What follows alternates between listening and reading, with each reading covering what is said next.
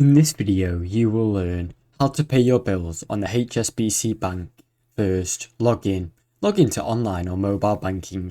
Open the HSBC mobile app or visit the HSBC online banking website, then sign in using your credentials. Go to the Payments or Pay Bills section. From the main menu, select Payments and tap or click on Pay Bills. Add a biller. If it's your first time paying this bill, you may need to add a biller by entering their name and your own account number or reference number. Enter payment details. Select the biller, enter the amount and choose the date that you want the payment to be sent. Choose the account to pay from. Pick the HSBC account that you want the funds to come from, such as savings or checkings account. Review and confirm the payment. Double check the payment details, then confirm your transaction.